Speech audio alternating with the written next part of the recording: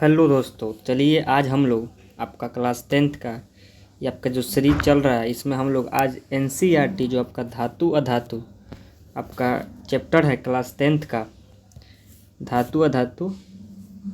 ये class 10th का जो चैप्टर है मेटल नॉन मेटल आपका अध्याय नंबर 3 है एनसीईआरटी का। क्या आपका अध्याय क्या है? अध्याय 3 है एनसीईआरटी का। इसका अध्ययन हम लोग करेंगे। इसका जो इम्पोर्टेंट पॉइंट है उसी को देखेंगे जिससे आपका ऑब्जेक्टिव भी बन जाए और सब्जेक्टिव भी बन जाए। चलिए तो हम लोग चलते हैं। आप लोग वीडियो ज़्यादा से ज़्यादा शेयर करिएगा और लाइव जो लाइव क्लास लेंगे लाइव यूट्यूब पर जो होगा आपका ऑब्जेक्टिव का क्वेश्चन उसमें ज़रूर जुड़िएगा। जो ये पढ़ के जुड़ेंगे उनको तो कॉन्फिडेंस ज़रूर मिलेगा। चलिए आगे चलते हैं। अब आगे आते हैं। आपका पहला पॉइंट है इसमें धातु धातु के भौतिक गुण। क्या धातु धातु के क्या भौतिक गुण। और उसमें जो पहला पॉइंट आपको लिखना है लिख लीजिएगा कि जो इनको भौतिक गुणों मतलब क्या कि तुलना में समूहों को अलग करना बहुत आसान है धातु अधातु की। लेकिन यहाँ से ऑब्जेक्टिव नहीं पूछेगा क्या आपसे पूछेगा ये क्वेश्चन। आपसे पूछेगा ये कि धात्विक चमक क्या है। अब दोनों मार्क्स में आ सकता है कि धात्विक चमक क्या है। तो आप लिखेंगे कि शुद्ध रूप में धातु की सतह चमत्कार होती है। धातु के इस गुण को धात्विक गुण कहते हैं। मतलब कि धातु में चमकने का एक विशेष प्रकार का गुण पाया जाता है। मतलब जो धातु होता है उसमें चमकने का एक विशेष प्रकार का गुण पाया जाता है जिसे हम लोग क्या कहते हैं? इसे हम लोग कहते हैं धात्विक चमक। इसे याद कर लीजिएगा, ये बहुत महत्वपूर्ण है, आपको इसको ध्यान रखना है। ठीक है, ये आपका पहला पॉइंट हुआ जैसे आपको क्वेश्चन आपसे ऑब्जेक्टिव सब्जेक्टिव में आ सकता है 2 मार्क्स और ऑब्जेक्टिव के लिए। ठीक है, अब चलते हैं अगला पॉइंट पे। आगे आपका अगला पॉइंट है। अब देखिए आपका अगला पॉइंट है यहाँ पे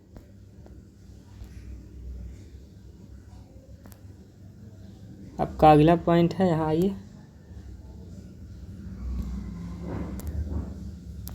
अगला पॉइंट आपसे ये पूछ सकता है कि धातुएं क्या होता है। तो आपको याद रखना है कि जो धातुएं होती हैं उस सामान्यतः क्या होती है? कठोर होती है। क्या होती है?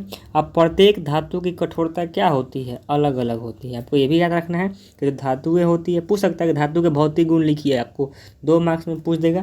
तो पहला पॉइंट आपका देखिए, पहला पॉइंट देखिए आप पीछे कि धातुएं चमत्कार होती है मतलब चमकती है, चमकदार होती है। मतलब क्या? दूसरा पॉइंट कि धातुएं क्या होती है? कठोर होती है।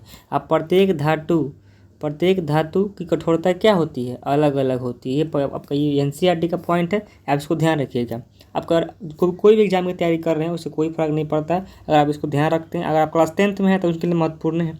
आप देखिएगा इसका ऑब्जेक्टिव जब कराएंगे लाइव में आपसे क्वेश्चन पूछेंगे तो आप वहाँ अगर ये वीडियो देख के जाते हैं तो आपको बहुत कॉन्फिडेंस मिलेगा। ठीक है, चलिए आगे चलते हैं अगला पॉइंट पे। आपका अगला पॉइंट है ये कि आपको याद रखना है कि जो धातुएं होती है उसको पीट कर हम लोग पतली चादर के रूप में बना सकते हैं। क्या कर सकते हैं? तो धातु होता है उसको पीट कर क्या कर सकते हैं? उसको परत बना सकते हैं, मतलब पतला परत बना सकते हैं। मतलब चादर का रूप दे सकते हैं उसको। क्या?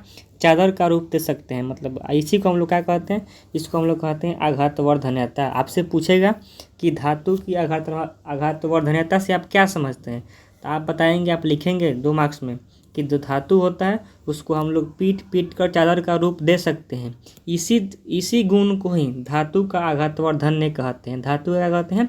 आघातवर्धन्य कहते हैं। आपसे पूछेगा कि आघातवर्धन्यता या आघातवर्धन्य क्या है, तो आप लिखेंगे 2 मार्क्स में कि धातु को पीट कर पतली चादर के रूप में बनाया सकता है। इस गुण धर्म को ही आघातवर्धन्यता कहते हैं। अब देखिए सबसे फेमस क्वेश्चन ऑब्जेक्टिव के लिए कि सोना और चांदी आघातवर्धन्य होती है। सबसे महत्वपूर्ण पॉइंट कि जो सोना और चांदी होती है सबसे अधिक आघातवर्धन्य होती है। इसको याद रखिएगा कि जो सोना और आपका चांदी है ये सबसे अधिक आघातवर्धन्य धातु है। बहुत ही इंपॉर्टेंट पॉइंट है। चलिए आगे चलते हैं अगले इंपॉर्टेंट पॉइंट पे। अगले इंपॉर्टेंट पॉइंट आपका ये है, आइए, आघातवर्धन्यता हो गया, कठोर हो गया। आपसे सब गुण पूछ सकते हैं, सब गुण पूछ रहे हैं, भौतिक गुण के बारे में हम लोग पढ़ रहे हैं धातु के। अब देखिए अगला पॉइंट है आपका कि धातु को क्या कर सकते हैं हम? पतले तार के रूप में खींचने की क्षमता को तन्यता कहते हैं। मतलब कि हम लोग धातु को खींच कर पतले तार के रूप में बना सकते हैं। इसको ही हम लोग कहते हैं तन्यता। क्या कहते हैं? तन्यता कहते हैं। क्या कहते हैं? तन्यता कहते हैं। क्या कहते हैं हम लोग? तन्यता कहते हैं। मतलब कि धातु को खींचकर पतला रूप में बना देना ही धातु का क्या कहलाता है? तन्यता कहलाता है। और सोना सबसे अधिक तन्य धातु है। क्या है? आप वहाँ पढ़े कि सोना और चांदी क्या है, सबसे अधिक आघातवर्धन है, लेकिन तन्य की बात कही तो सोना सबसे अधिक तन्य धातु है। सबसे अधिक तन्य धातु है सोना।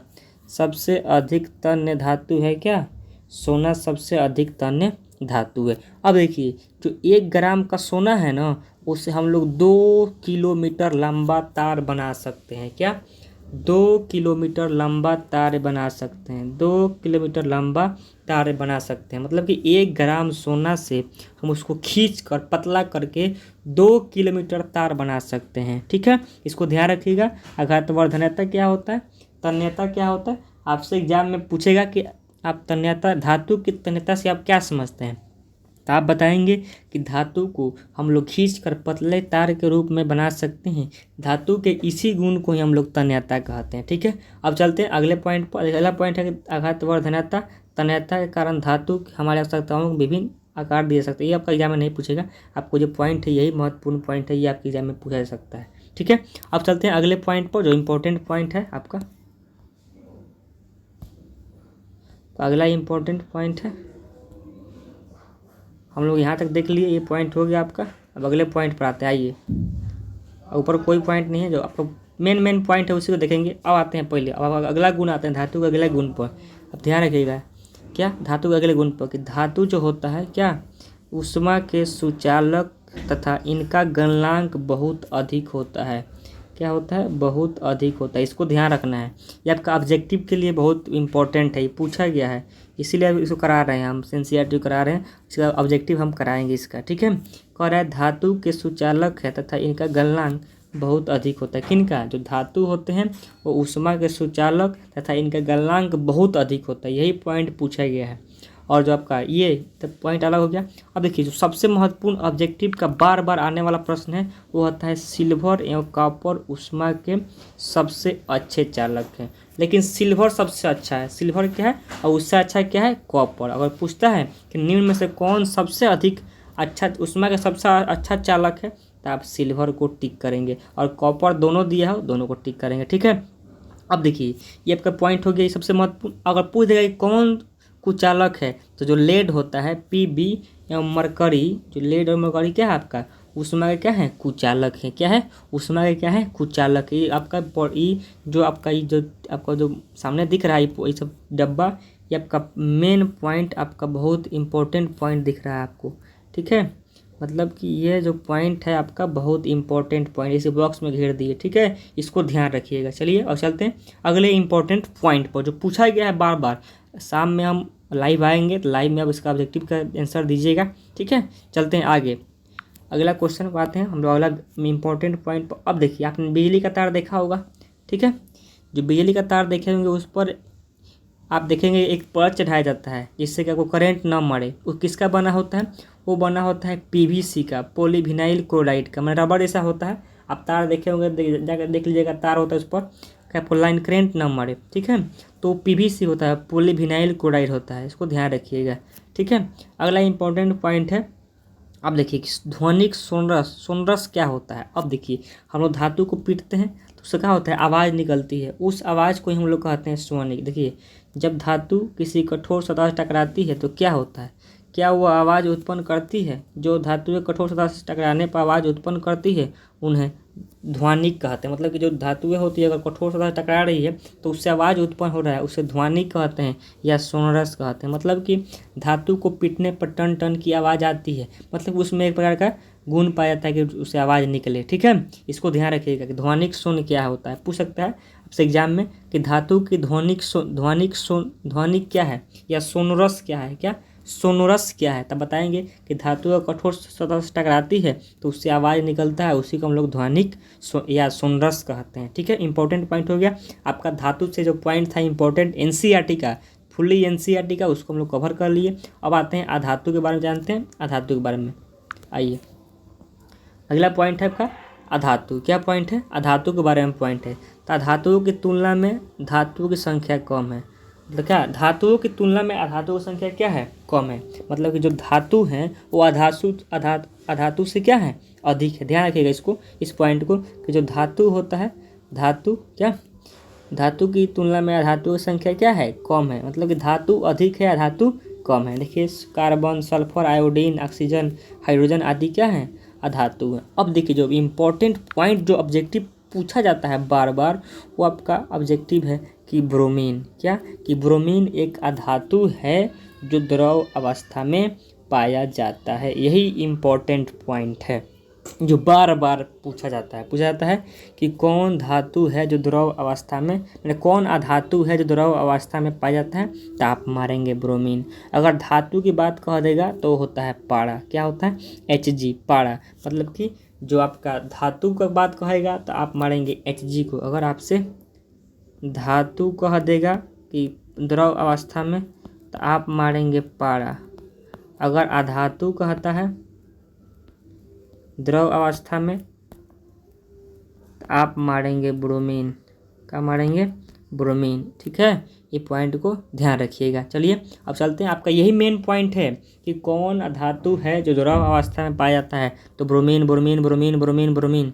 अगर आपका धातु का, अगर धातु का कहा देगा कि कौन धातु द्रव अवस्था में पाया जाता है, तो पारा पारा पारा पारा पारा। ठीक है, अब चलते हैं अगले पॉइंट पे, अगले इंपॉर्टेंट पॉइंट पे। अगला इंपॉर्टेंट पॉइंट आइए, देखिए अगला जो इम्पोर्टेंट पॉइंट है, अब देखिए यहाँ पे आइए, बहुत इम्पोर्टेंट पॉइंट।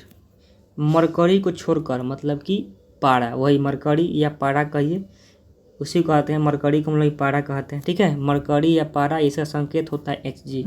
मरकरी कहिए या पारा कहिए, संकेत क्या होता है, Hg। तो मरकरी को छोड़कर सारी धातुएं कमरे के ताप पर ठोस अवस्था में पाई जाती है। जो मरकरी होता है केवल एक वही है जो द्रव अवस्था में पाया जाता है। तो यही पूछता है एग्जाम में कि वह कौन सा धातु है जो द्रव अवस्था में पाया जाता है। अगर धातु कह रहा है और द्रव अवस्था कह रहा है तो मरकरी मैंने पारा मारेंगे, Hg मारेंगे। अगर आपसे कह दिया कि कौन अधातु है जो द्रव अवस्था में पाया जाता है तो उसको ब्रोमीन मारना है। ठीक है, ध्यान रखिएगा। अगला पॉइंट आपका आ गया, कह रहा है कि धातुओं का गलनांक अधिक होता है लेकिन गैलियम और सीजियम का गलनांक बहुत कम होता है। क्या, धातुओं का गलनांक बहुत अधिक होता है लेकिन गैलियम और सीजियम का गलनांक क्या होता है, बहुत कम होता है। हमने पीछे पढ़ा, आप लोग हमने पढ़े किए कि धातुओं का गलनांक क्या होता है, अधिक होता है, लेकिन जो गैलियम और सीजियम है उसका गलनांक क्या होता है, बहुत कम होता है। क्या होता है, बहुत कम होता है। इसको ध्यान रखना है।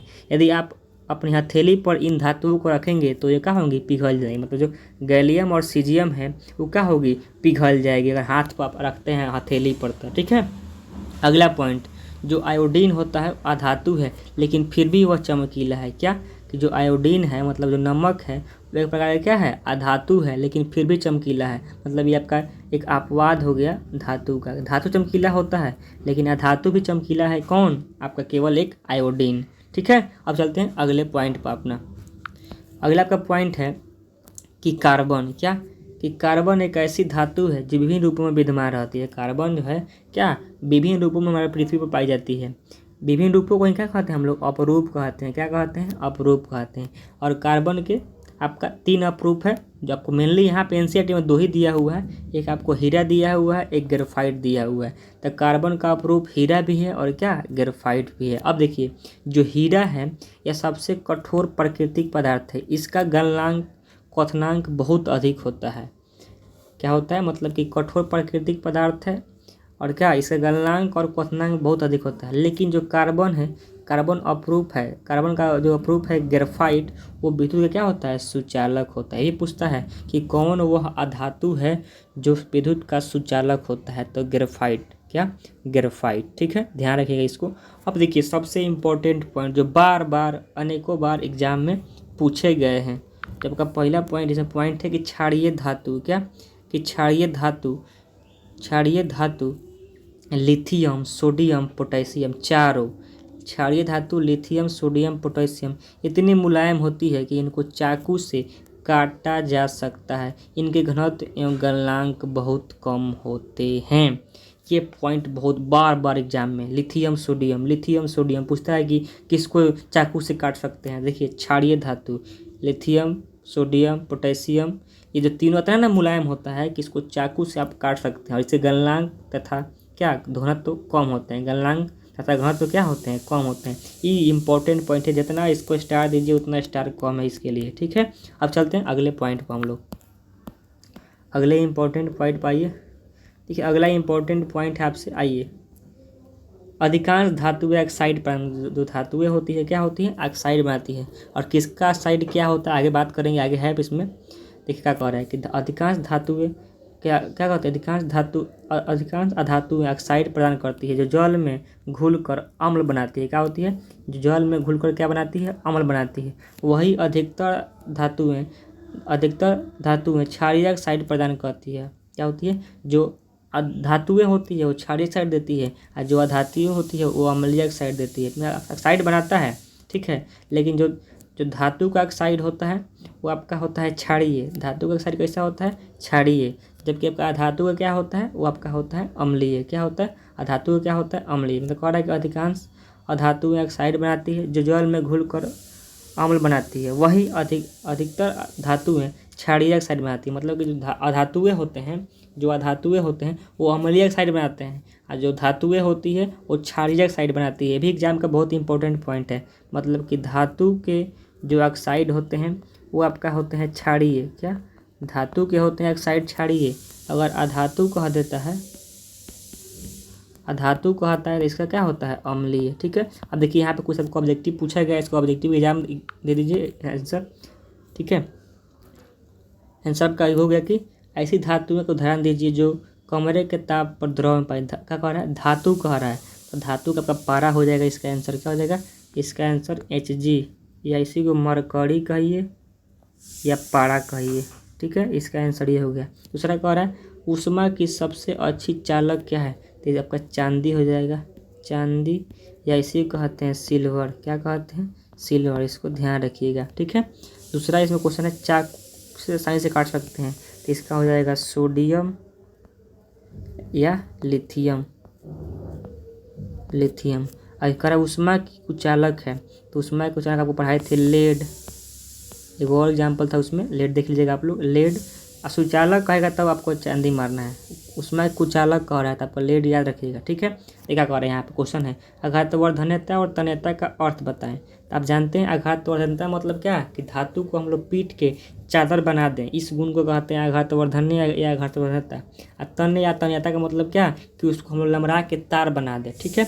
आज इतना ही रहने देते हैं, और शाम में इसका जो भौतिक गुण है धातु का, उससे क्वेश्चन जो पूछे गए हैं PYQ में, उसको हम लोग लाइव डिस्कशन करेंगे। जय हिंद।